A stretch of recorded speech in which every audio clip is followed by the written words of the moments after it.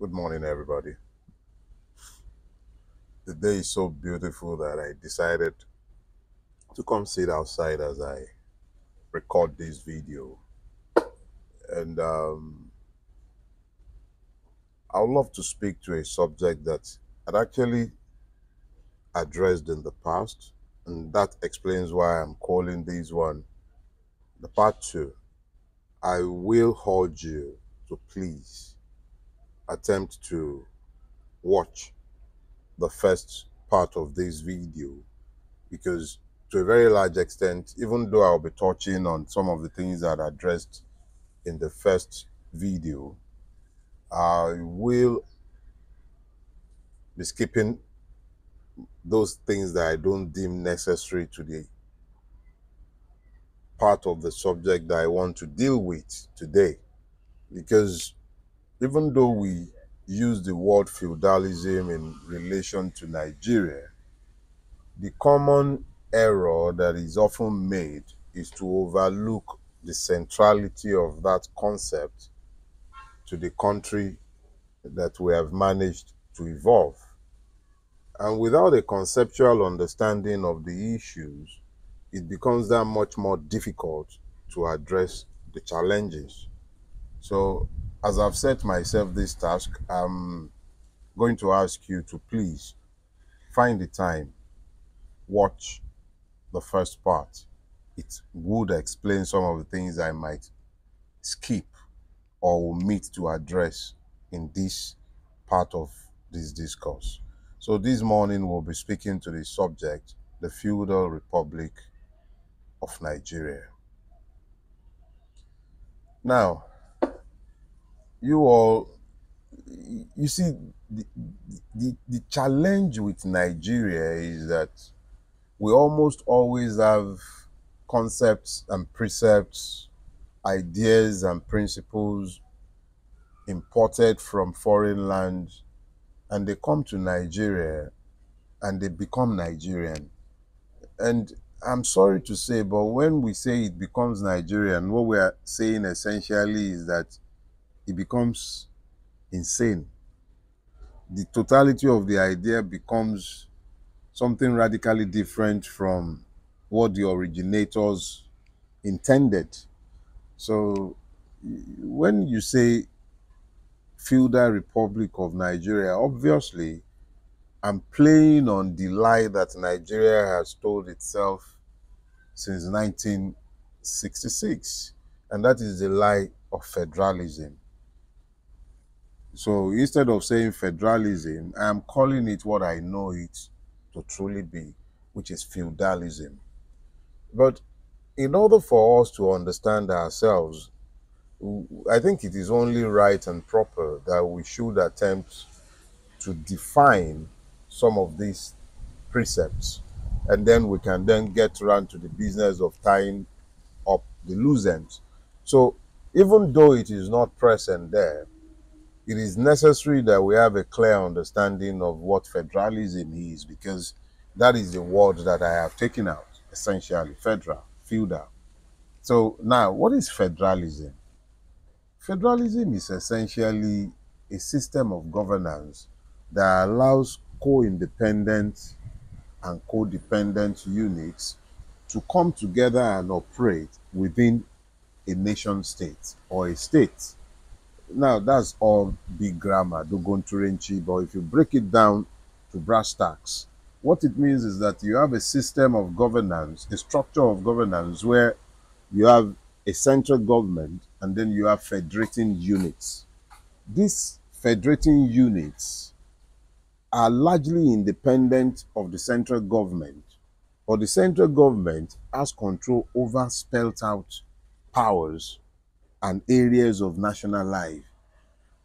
So it's not something uniquely Nigerian, it is a global concept.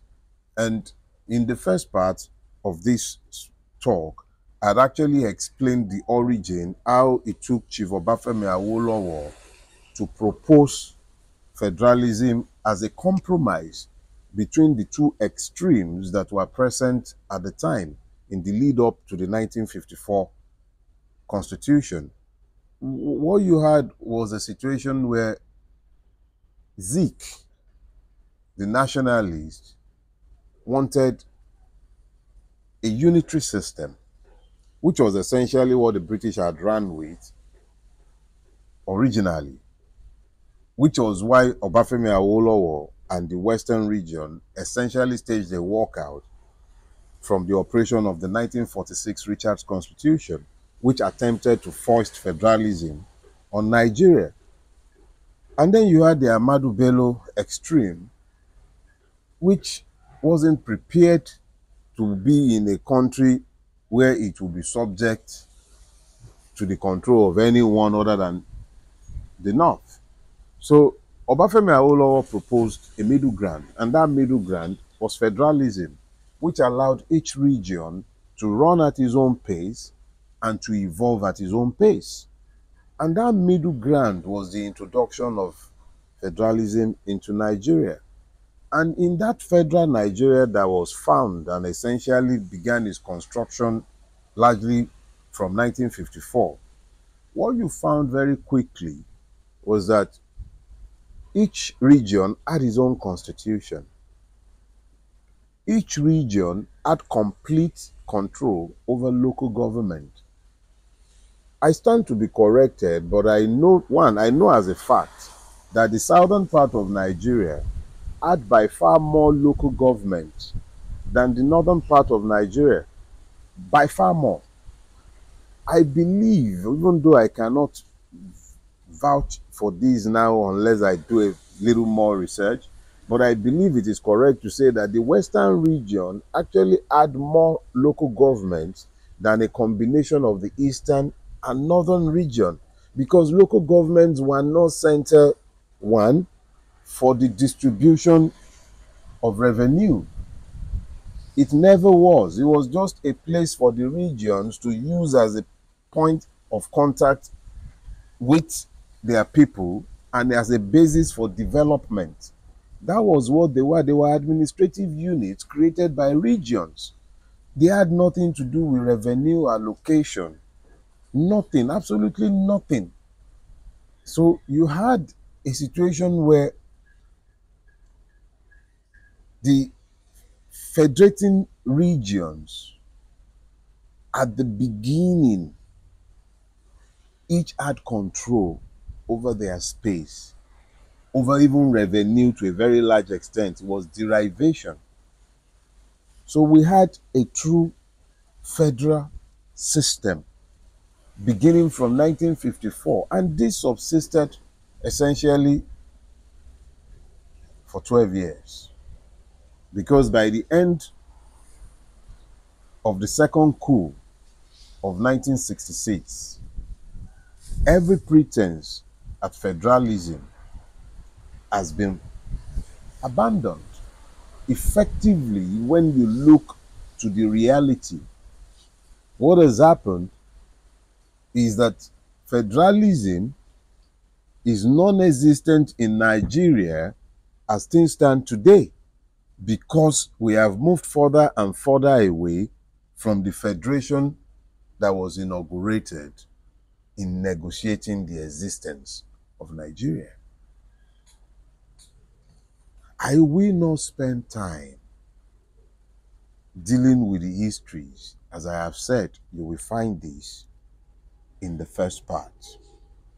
But the critical thing to understand is this. In 1960, the Nigerian Federation or the Nigerian state would not have existed if there hadn't been an agreement amongst the constituent units to have a federation, because nobody was prepared to live in a unitary Nigeria. The North was not prepared to live in a unitary Nigeria. He made it clear, abundantly clear. Ahmadu Bello was prepared for the North to go alone rather than to become part of a unitary Nigeria. Obafemi Awolowo demonstrated the readiness of the western part of Nigeria to walk away from the Nigerian state if it wasn't prepared to find a middle ground apart from the unitary system. This is evident from the boycott of the federal parliament by the action group upon the introduction of the 1946 constitution. So you have a situation where the one thing practically everyone could agree on at the foundation of Nigeria is that they do not desire a unitary system for the governance of a multi-ethnic, multi-religious entity called Nigeria. So when the military incursion began in January,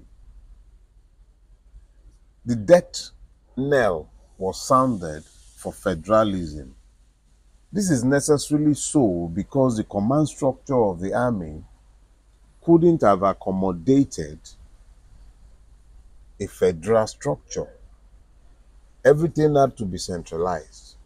In the immediate aftermath of the coup, of the second coup and the beginning of the civil wars, almost all resources had to be federalized, which began the journey to the over-centralization of powers in the federal government and the beginning of the transition to a feudal system. I will not spend too much time on the histories of Nigerian federalism, but it is critical to touch on it, and I have. But it is now even more important to speak to the feudal nature of the country that we have evolved. But what is feudalism? It is critical that we have a clear understanding of feudalism.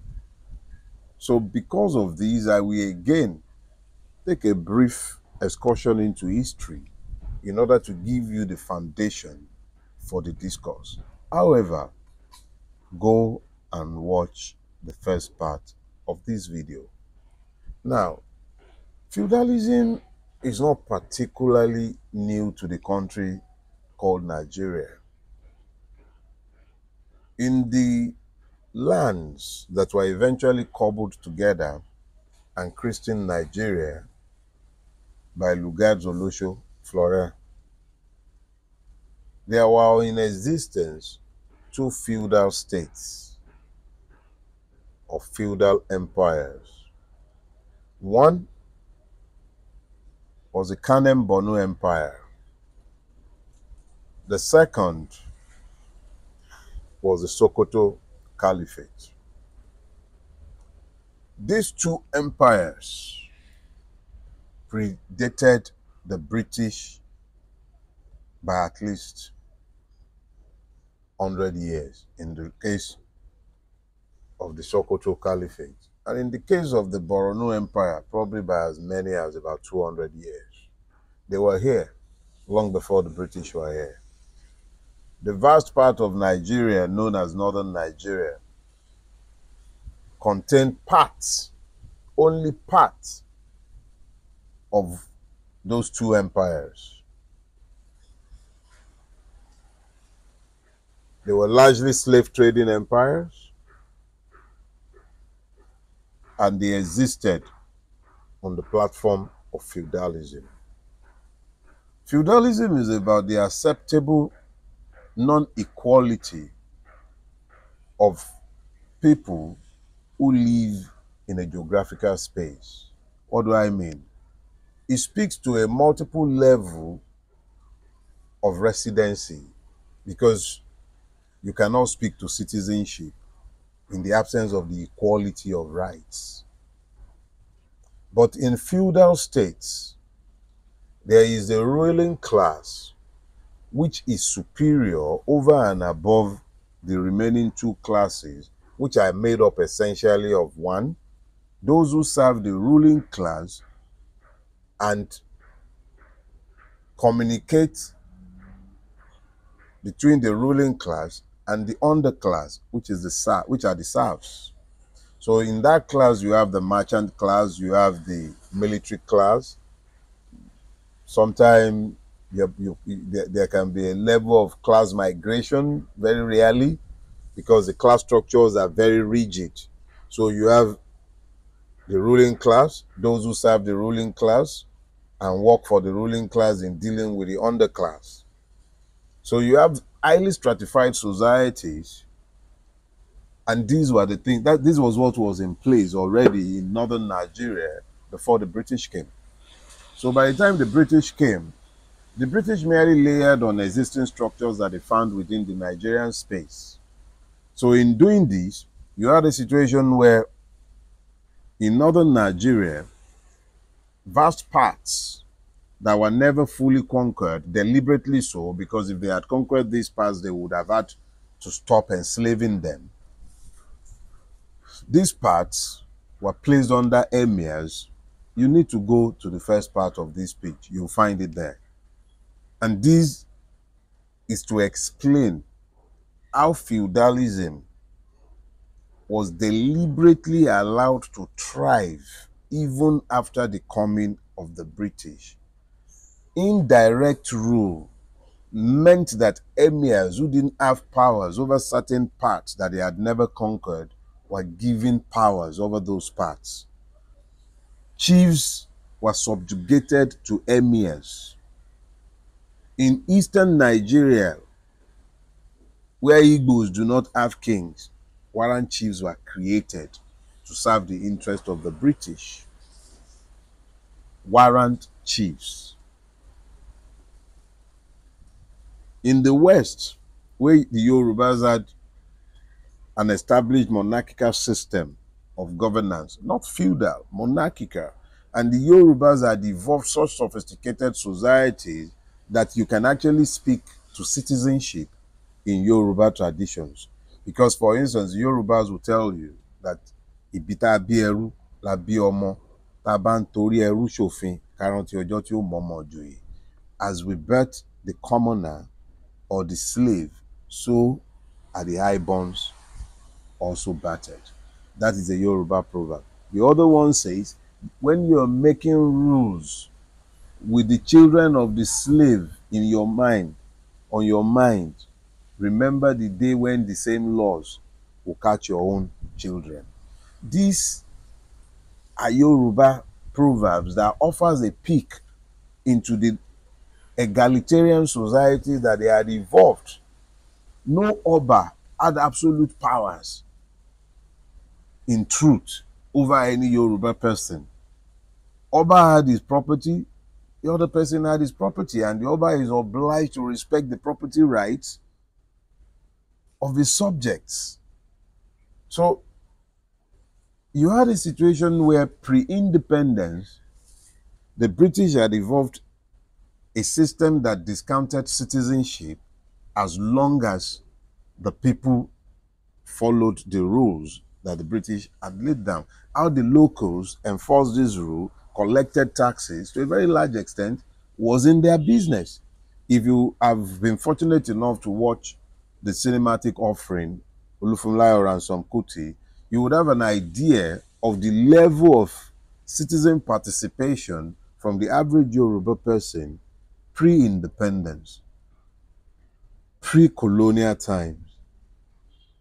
But this mishmash of nationalities cobbled together agreed at the beginning of the Nigerian experiment that there should be a federation, but that federation, as I have said already, is dead to be replaced by feudalism. So this feudalism that I have spoken to, how has it arisen? What does it mean for us? How does it really operate? What does it mean? As I have said already, feudalism is essentially about the acceptable non-equality of those who live within the same geographical space, but it also means that the law simply does not rule in such a space. Now, when you look at the feudal states that were in existence before the coming of Nigeria, and then you look at feudalism as a classic concept, and then you have to come quickly to the understanding that there are three pivots upon which feudalism rests In Nigeria, because we're about the last of the feudal states remaining in the world, and ours is being modernized even as it races back into the Middle Ages. So, what does it rest upon? The first is weaponized ignorance, the acceptable stupefaction of those who should be citizens in order to condition them to accept each and every evil that the state propagates is evident within the Nigerian space.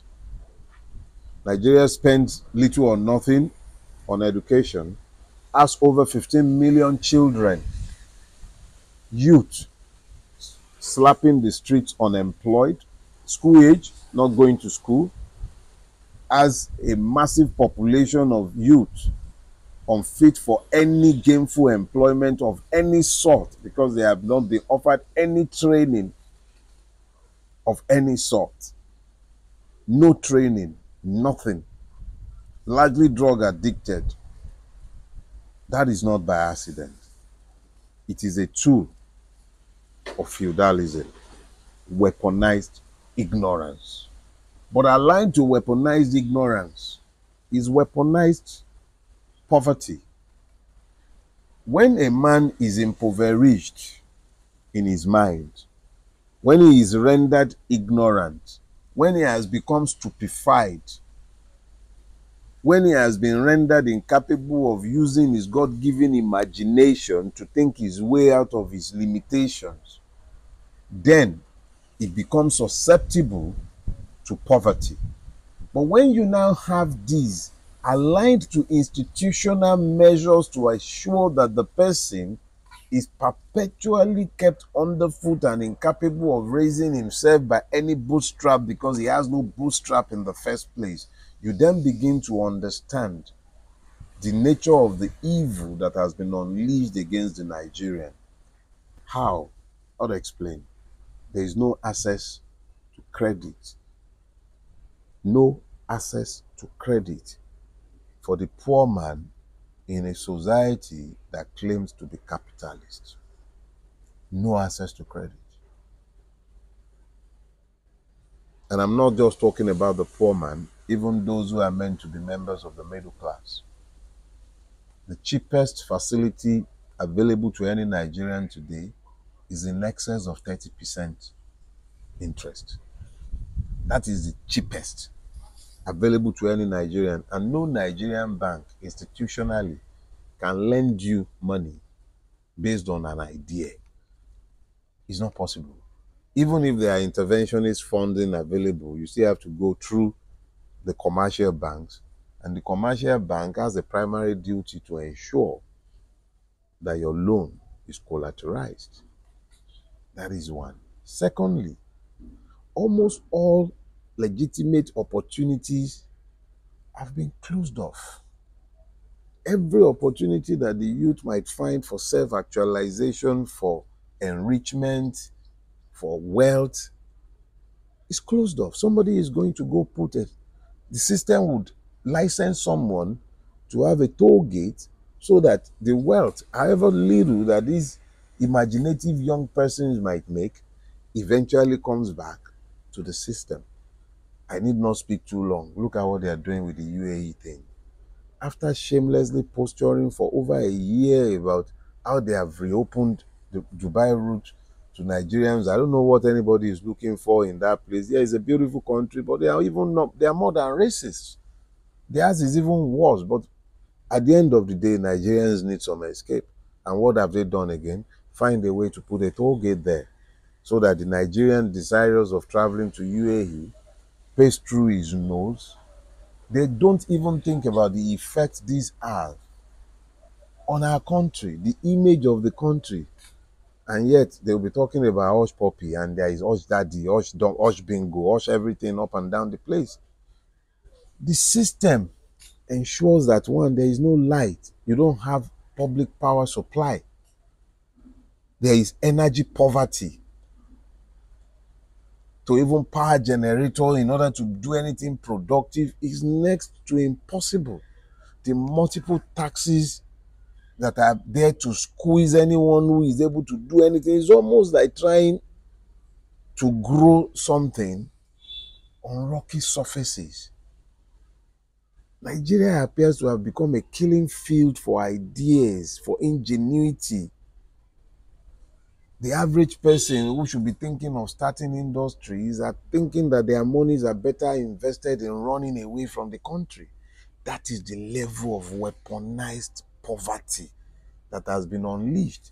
People are not migrating, they are escaping because the system has deliberately weaponized poverty against those living in the environment. Federalism has been completely asphyxiated. Everything centralized. But what does this have to do with everything? Why do I feel a need to speak to a second part of this sermon? Why today's sermon? I'll tell you. When Bola Ahmed Tinubu perfected his electoral heist, and the Supreme Court, nay, the entire judiciary, barring few men of honor, men and women of honor, sold their consciences to legitimize a fraud. I remember saying at the time, the Nigerian constitution had been effectively shredded, and that eventually we will come to understand that Nigeria died the day that electoral heist was legitimized. As if to confirm outright and prescient those words have come to prove to be. The Supreme Court delivered a ruling or a judgment in recent days, and a lot of people are busy jumping up and down the place celebrating what they are calling local government autonomy. And I laugh. I laugh because I realized that Fela was completely right when he said something in his time, it will take 20 years to understand him. When one is dealing with the people who have been focused on existential consideration, whose preoccupation is essentially about what they are going to eat, how they will survive, it becomes difficult to engage their imagination in envisioning the future that is being designed for them with avarice. Why do I say this? Tinubu built his reputation as a Democrat and a Federalist on the back of the brilliant assault carried out on the 1999 fraud by his Attorney General in Lagos State, Professor Yemi Osinbajo. And a series of cases went all the way to the Supreme Court. And I'm sure you would all remember the celebrated one about local government between himself and General Obasanjo, Lagos, and the federal government. And this was the case where it was held that Obasanjo was wrongly holding on to the local government funds in Lagos State. Now, the same Tinubu who created LCDAs in Lagos State, I believe he took the local governments in Lagos State from 20 to 57 by the addition. Anyway, the same man who took over almost all the functions of the local government in Lagos State, who single-handedly hijacked the totality of local governance in Lagos State, the same man who made sure that Jide Koro's son, that when that one won the Lagos Island local government election, they ensured that he wasn't sworn in. The same person is the one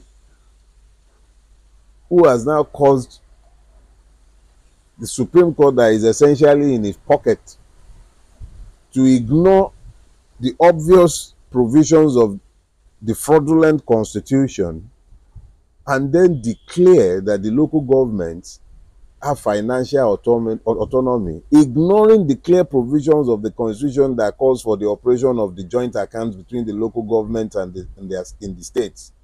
Completely ignoring this, ignoring that the local governments are not part of the federating unit, but are actually part and parcel of the states. But the lies that have been told over the years in relation to Nigeria, in relation to local governance, the lies that had made local government become something to be placed in the schedule to a federal constitution, the same lies that made Obasanjo justify not paying the local government funds because of the creation of additional one, the same lie that Tinubu once fought against are the same lies that he has today embraced. So now Tinubu is the born-again champion of local governments in Nigeria. The full implication and ramification of the Supreme Court's judgment can only be lost on fools. The INEC of Mahmood Yakubu, the same fraudulent, shameless Yakubu, and the institution, the shameless institution that he headlines, are now going to be the saints conducting election for local governments in a federal state.